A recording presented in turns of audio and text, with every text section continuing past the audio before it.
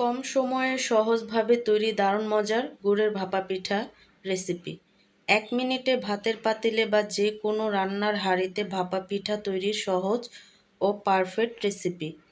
আর এই পিঠাটি দেখতে যেমন লোভনীয়, খেতেও কিন্তু অনেকটাই টেস্টি, আর তৈরি করতেও কিন্তু একেবারেই সহজ। যে কেউ এই পিঠাটি তৈরি করতে পারবে। তো আজকে আমি তোমাদের সাথে এই পিঠার রেসিপিটাই শেয়ার করব। ভিডিওটি ফার্স্ট থেকে লাস্ট পর্যন্ত দেখতে থাকো, আশা করি ভালো লাগবে। হাই গাইস, আসসালামু আলাইকুম, welcome back to my channel. কেমন আছো তোমরা সবাই? আশা করি ভালো আছো।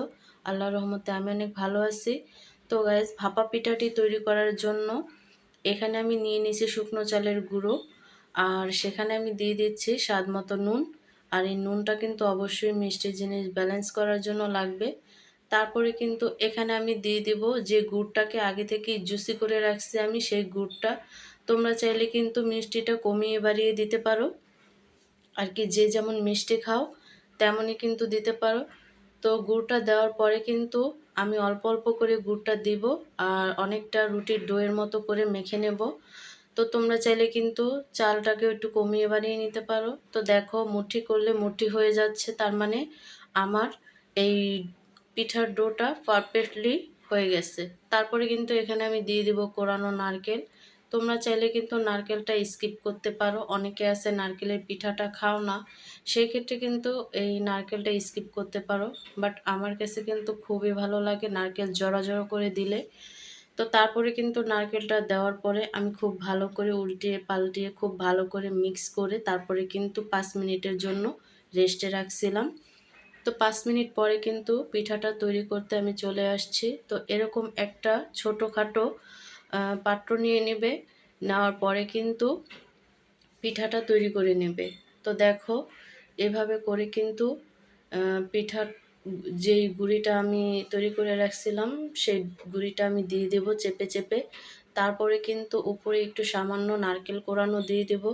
আর উপরে যদি তোমরা নারকেল দিতে না চাও স্কিপ করতে পারো, আর নারকেলটা দিলে কিন্তু স্বাদটা আর একটু বেড়ে যায়, মানে নারকেলটা একটু কিস কিস করলে অনেকটা ভালো লাগে।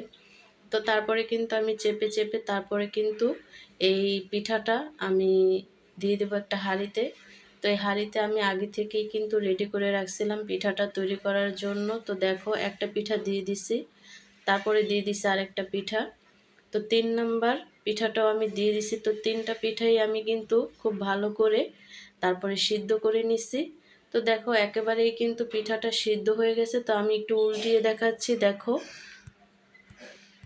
তো তারপরে কিন্তু তৈরি হয়ে গেল খুবই সুস্বাদু এবং খেতে মজাদার এই কনকনে শীতের একটি রেসিপি, সেটা হচ্ছে মাখাজোকা ভাপা পিঠা, যেটাকে বলে কম সময়ে সহজভাবে তৈরি দারুণ মজার গুড়ের ভাপা পিঠা রেসিপি। আর এই রেসিপিটা তোমরা যারা কখনো কেউ খাওনি তারা কিন্তু অবশ্যই বাসায় ট্রাই করে দেখবে। এই গুড়ের পিঠাটা খেতে যে কতটা টেস্টি আর কতটা সময় কম লাগে। তো অন্য কোনো রেসিপি নিয়ে তোমাদের মাঝে আবার চলে আসবো। আল্লাহ হাফেজ।